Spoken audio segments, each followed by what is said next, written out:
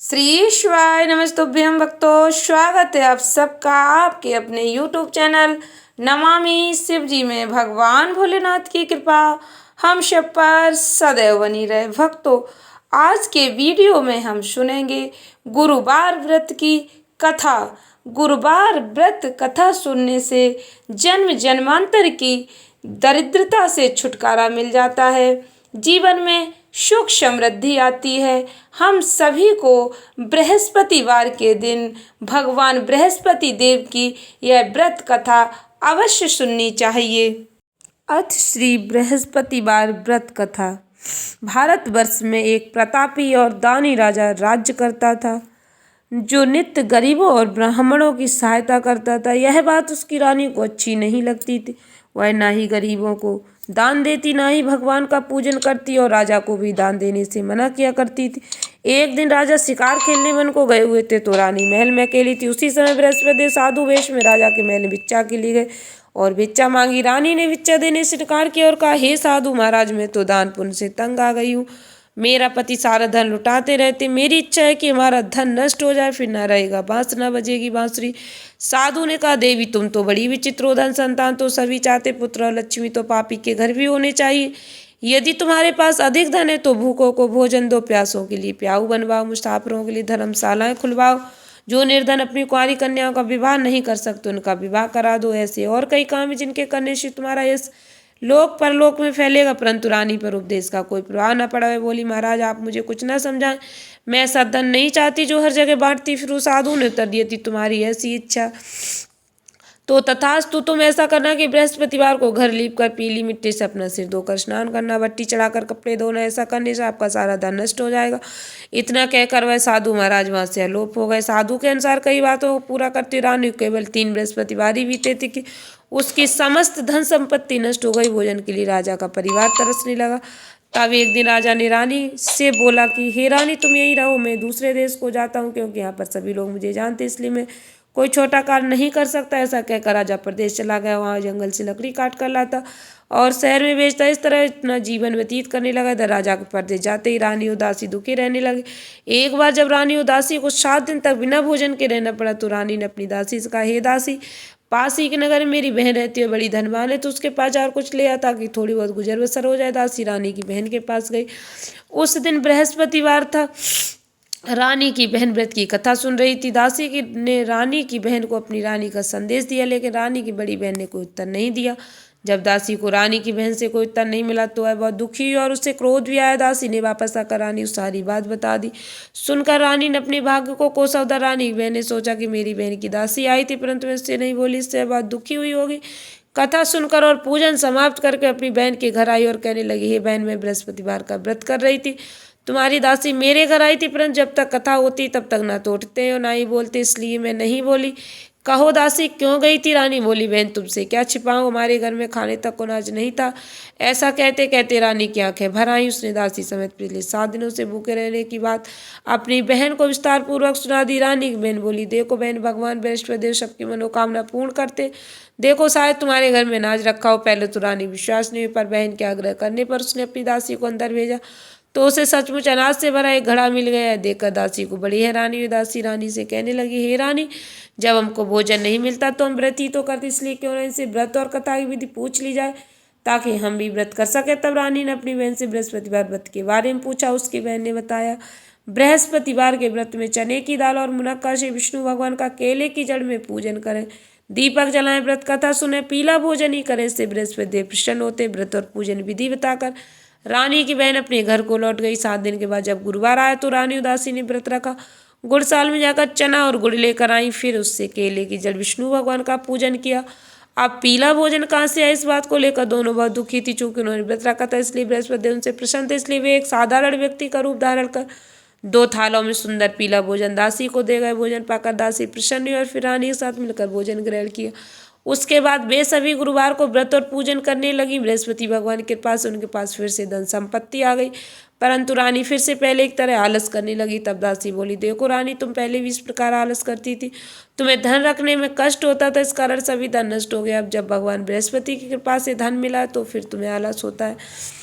रानी को समझाते हुए दासी कहती है, बड़ी मुसीबतों के बाद हमने यह धन पाया, इसलिए हमें दान पुण्य करना चाहिए, भूखे मनुष्यों को भोजन कराना चाहिए, धन को शुभ कार्यों में खर्च करना चाहिए, जिससे तुम्हारा कुल का यश बढ़ेगा, स्वर्ग की प्राप्ति होगी, पितृ प्रसन्न होंगे। दासी की बात मानकर रानी अपना धन शुभ कार्यों में खर्च करने लगी, जिससे पूरे नगर में उसका यश फैलने लगा। बृहस्पतिवार व्रत कथा के बाद श्रद्धा के साथ आरती की जानी चाहिए, इसके बाद प्रसाद बांटकर उसे ग्रहण करना चाहिए। एक दिन राजा दुखी होकर जंगल में एक पेड़ के नीचे आसन जमा कर बैठ गया, अपनी दशा को याद करके व्याकुल होने लगा। बृहस्पतिवार का दिन था, एकाएक उसने देखा कि निर्जन वन में एक साधु प्रकट हुए। साधु वेशभूषा स्वयं बृहस्पति देवता थे। लकड़हारे के सामने आकर बोले, हे लकड़हारे, सुनसान जंगल में तू चिंता मग्न क्यों बैठा? लकड़हारे ने दोनों हाथ जोड़कर प्रणाम किया और उत्तर दिया, महात्मा जी आप सब कुछ जानते हैं, मैं क्या कहूँ? यह कहकर रोने लगा और साधु को अपनी आत्मकथा सुनाई। महात्मा जी ने कहा, तुम्हारी स्त्री ने बृहस्पति के दिन बृहस्पति भगवान का निरादर किया, जिसके कारण रुष्ट होकर उन्होंने तुम्हारी यह दशा कर दी। अब तुम चिंता को दूर करके मेरे कहने पर चलो, तुम्हारे सब कष्ट दूर हो जाएंगे और भगवान पहले से भी अधिक संपत्ति देंगे। तुम बृहस्पति दिन कथा किया करो, 2 पैसे के चने मुनक्का लाकर उसका प्रसाद बनाओ, शुद्ध जल से लोटे में शक्कर मिलाकर अमृत तैयार करो। कथा के पश्चात अपने सारे परिवार और सुनने वाले प्रेमियों में अमृत और प्रसाद बांटकर आप भी ग्रहण करो। ऐसा करने से भगवान तुम्हारी सब मनोकामनाएं पूर्ण करेंगे। साधु के ऐसे वचन सुनकर लकड़हारा बोला, हे प्रभु, मुझे लकड़ी बेचकर इतना पैसा नहीं मिलता जिससे भोजन के उपरांत कुछ बचा सकूं। मैंने रात्रि अपनी स्त्री को व्याकुल देखा, मेरे पास कुछ भी नहीं जिससे मैं उसकी खबर मंगा सकूं। साधु ने कहा, हे लकड़हारे, तुम किसी बात चिंता मत करो। बृहस्पति के दिन तुम रोजाना की तरह लकड़ियां लेकर शहर को जाओ, तुमको रोज से दुगना धन प्राप्त होगा, जिससे तुम भली भांति भोजन कर लोगे और बृहस्पति देव की पूजा का सामान भी आ जाएगा। इतना कहकर साधु अंतर ध्यान हो गए। धीरे धीरे समय व्यतीत होने पर फिर वही बृहस्पतिवार का दिन आया। लकड़हारा जंगल से लकड़ी काटकर किसी शहर में बेचने गया। उसे उस दिन और दिन से अधिक पैसा मिला। राजा ने चना गुड़ आदि लाकर गुरुवार का व्रत किया। उस दिन से उसके सभी कलेश दूर हुए। परंतु जब दोबारा गुरुवार का दिन आया तो बृहस्पतिवार का व्रत करना भूल गए। इस कारण बृहस्पति भगवान नाराज हो गए। उस दिन उस नगर के राजा ने विशाल का आयोजन किया। शहर में घोषणा करा दी, कोई भी मनुष्य अपने घर में भोजन न बनाए, न आग जलाए, समस्त जनता मेरे यहाँ भोजन करने आए। इस आज्ञा को जो न मानेगा उसे फांसी की सजा दी जाएगी। इस तरह की घोषणा संपूर्ण नगर में करवा दी। राजा के अनुसार शहर के सभी लोग भोजन करने गए, लेकिन लकड़हारा कुछ देर से पहुंचे, इसलिए राजा उसको अपने साथ घर ले गए और ले जाकर भोजन करा रहे थे तो रानी की दृष्टि उस खूंटी पर पड़ी जिस पर उसका हार लटका हुआ था। वह यहाँ पर दिखाई नहीं दिया। रानी ने निश्चय किया, मेरा हार इस मनुष्य ने चुरा लिया। उसी समय सिपाहियों को बुलाकर उसको कारागार में डलवा दिया। जब लकड़हारा कारागार में पड़ गया और वह दुखी होकर विचार करने लगा कि न जाने कौन से पूर्व जन्म के कर्म से मुझे यह दुख प्राप्त हुआ है, और उसी साधु को याद करने लगा जो कि जंगल में मिला था। उसी समय तत्काल बृहस्पति देव साधु के रूप में प्रकट हुए। उसकी दशा को देखकर कहने लगे, अरे मूर्ख, तूने बृहस्पति देव कथा नहीं करी, इस कारण तुझे दुख प्राप्त हुआ।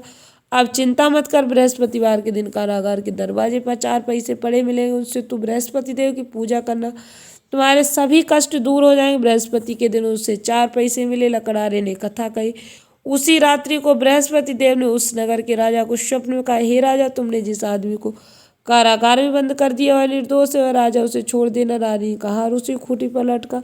अगर तू ऐसा नहीं करेगा तो मैं तेरे राज्य को नष्ट कर दूंगा। इस तरह रात्रि के स्वप्न को देखकर राजा प्रातःकाल उठा और खूंटी पर हार देकर लकड़हारे को बुलाकर क्षमा मांगी। लकड़हारे को एक सुंदर आभूषण देकर विदा कर दिया। बृहस्पति देव की आज्ञा अनुसार लकड़हारा अपने नगर को चल दिया। राजा जब अपने नगर के निकट पहुंचा तो उसे बड़ा आश्चर्य हुआ। नगर में पहले से अधिक बाग, तालाब, कुएं, बहुत सी धर्मशाला, मंदिर आदि बन गई। राजा ने पूछा, है किसका बाग और धर्मशाला? तब नगर के सब लोग कहने लगे, यह सब रानी और बांदी के। तो राजा को आश्चर्य हुआ और गुस्सा भी आया। जब रानी ने खबर सुनी कि राजा आ रहे तो उन्होंने बांदी से कहा, हे दासी, देख राजा हमको कितनी बुरी हालत में छोड़ गए थे। हमारी ऐसी हालत देखकर वह लौट न जाए, इसलिए तू दरवाजे पर खड़ी हो जा। के अनुसार दासी दरवाजे पर खड़ी हो गई। राजा आए तो उन्हें अपने साथ लेवा लाई। तब राजा ने क्रोध करके अपनी रानी से पूछा, यह धन तुम्हें कैसे प्राप्त हुआ? तब उन्होंने कहा, हमें यह सब धन बृहस्पति देव के व्रत के प्रभाव से प्राप्त हुआ है। राजा ने निश्चय किया कि 7 रोज बाद तो सभी बृहस्पति देव का पूजन करते हैं, परंतु मैं प्रतिदिन दिन में 3 बार कहानी तथा रोज व्रत किया करूँगा। अब हर समय राजा के दुपट्टे में चने की दाल बंधी रहती तथा दिन में 3 बार कहानी कहता। एक रोज राजा ने विचार किया, चलो अपनी बहन के यहाँ हो आए। इस तरह निश्चय कर राजा घोड़े पर सवार हो अपनी बहन के यहाँ को चलने लगा। मार्ग में उसने देखा कुछ आदमी एक मुर्दे को लिए जा रहे। उन्हें रोककर राजा कहने लगा, अरे भैया, मेरी बृहस्पति देव की कथा सुन लो। वे बोले, लो, हमारा तो आदमी मर गया, इसको अपनी कथा की पढ़ी। परंतु कुछ आदमी बोले, अच्छा कहो, हम तुम्हारी कथा भी सुनेंगे। राजा ने दाल निकाली जब कथा आधी हुई कि मुर्दा हिलने लगे और जब कथा समाप्त हो गई तो राम राम करके मनुष्य उठकर खड़ा हो गया। आगे मार्ग से एक किसान खेत में हल चलाता मिला। राजा ने उससे देखा और उससे बोले, अरे भैया तुम मेरी बृहस्पतिवार की कथा सुन लो। किसान बोला, जब तक मैं तेरी कथा सुनूंगा तब तक चारा रहिया खेत जोत लूंगा, जा अपनी कथा किसी और को सुनाना। इस तरह राजा आगे चलने लगा। राजा के हटते ही बैल पछाड़ खाकर गिर गए। किसान के पेट में बड़ी जोर का दर्द होने लगा। उस समय उसकी माँ रोटी लेकर आई। उसने जब यह देखा तो अपने पुत्र से सवाल पूछा और बेटे ने सभी हाल कह दिया। तो बुढ़िया दौड़ी दौड़ी उस घुड़सवार के पास गई और उससे बोली कि मैं तेरी कथा सुनूंगी, तो अपनी कथा मेरे खेत पर चलकर ही कहना। राजा ने बुढ़िया खेत पर जाकर कथा कही, जिसके सुनते हुए बैल उठकर खड़े हुए तथा किसान के पेट का दर्द भी बंद हो गया। राजा अपनी बहन के घर पहुंचा। बहन ने भाई की खूब मेहमानी की। दूसरे रोज प्रातः का राजा जगह तो देखने लगा, सब लोग भोजन कर रहे। राजा ने अपनी बहन से कहा, ऐसा कोई मनुष्य नहीं है जिसने भोजन नहीं किया हो, मेरी बृहस्पतिवार की कथा सुन ले। बहन बोली, हे भैया, यह देश ऐसा ही है कि पहले यहाँ लोग भोजन करते, बाद में अन्य काम करते। अगर कोई पड़ोस में हो तो देख आऊं पाए। ऐसा कहकर देखने चली गई, परंतु उसे कोई ऐसा व्यक्ति नहीं मिला जिसने भोजन ना किया हो। अतः वह एक कुम्हार के घर गई जिसका लड़का बीमार था। उससे मालूम हुआ कि उनके यहाँ 3 रोज से किसी ने भोजन नहीं किया। रानी अपने भाई कथा सुनने के लिए कुम्हार से कहा, तैयार हो गया। राजा ने जाकर बृहस्पतिवार की कथा कही, जिसको सुनकर उसका लड़का ठीक हो गया। अब तो राजा की प्रशंसा होने लगी। एक रोज राजा ने अपनी बहन से कहा कि हे बहन, हम अपने घर को जाएं, तुम भी तैयार हो जाओ। राजा की बहन ने अपनी सास से कहा। सास ने कहा, चली जा, परंतु अपने लड़कों को मत ले जाना, क्योंकि तेरे भाई की कोई औलाद नहीं है। बहन ने अपने भैया से कहा, भैया मैं तो चलूंगी पर कोई बालक नहीं जाएगा। राजा बोला, जब कोई बालक ही नहीं चलेगा तो तुम ही क्या करोगी। बड़े दुखी मन से राजा अपने नगर को लौटाए। राजा ने अपनी रानी से कहा, निर्वंशी हमारा मुंह देखने का धर्म नहीं और कुछ भोजन आदि नहीं किया।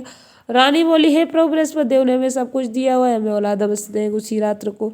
बृहस्पति देव ने राजा को स्वप्न में कहा, हे राजा उठ, सभी सोच त्याग दे, तेरी रानी गर्भ से राजा के को यह बात सुनकर बड़ी खुशी हुई। 9वें महीने में उसके गर्भ से एक सुंदर पुत्र पैदा हुआ। तब राजा बोला, हे रानी, स्त्री बिना भोजन के रह सकती पर बिना कहे नहीं रह सकती। जब मेरी बहन आए तो तुम उससे कुछ मत कहना। रानी ने सुनकर हाँ कर दिया। जब राजा की बहन ने शुभ समाचार सुना तो वह बहुत खुश हुई। बधाई लेकर अपने भाई के घर आई। तभी रानी ने कहा, घोड़ा चढ़कर तो नहीं आई, गधा चढ़ी आई। इस प्रकार उस बहन ने कहा, भाभी, मैं इस प्रकार ना कहती तो तुम्हें औलाद कैसे मिलती। बृहस्पति देव ऐसे ही जैसी जिसके मन में कामनाएं सभी को पूर्ण करते, जो सद्भावना पूर्वक बृहस्पतिवार का व्रत करता एवं कथा पढ़ता है, दूसरों को सुनाता है, सुनता है, बृहस्पति देव उसकी सभी मनोकामना पूर्ण करते हैं। भगवान बृहस्पति देव उसकी सदैव रक्षा करते। संसार में जो मनुष्य सद्भावना से भगवान जी का पूजन व्रत सच्चे हृदय से करते हैं, उनकी सभी मनोकामनाएं पूर्ण करते हैं। बृहस्पति देव भगवान जैसी सच्ची भावना से रानी और राजा ने बृहस्पति देव की कथा का गुणगान किया तो उनकी सभी इच्छाएं बृहस्पति देव जी ने पूर्ण की थी। इसलिए पूर्ण कथा सुनने के बाद प्रसाद लेकर ही जाना चाहिए। हृदय से मनन करते हुए जयकारा बोलना चाहिए। बोलो बृहस्पति देव भगवान की जय, विष्णु भगवान की जय। भक्तों, व्रत कथा सभी को सुननी चाहिए, चाहे आप व्रत रखें या न रखें। व्रत कथा का अत्यधिक महत्व होता है। बृहस्पति देव की व्रत कथा सुनने से आपके जीवन में आ रही समस्याएं समाप्त हो जाएंगी, आर्थिक संकट दूर हो जाएगा, कार्य में रुकावट आ रही वह कार्य सफल हो जाएगा। आशा करती हूँ वीडियो अच्छी लगी होगी, उपयोगी लगी हो तो वीडियो को लाइक शेयर अवश्य करें। धन्यवाद भक्तों। श्री शिवाय नमस्तुभ्यम।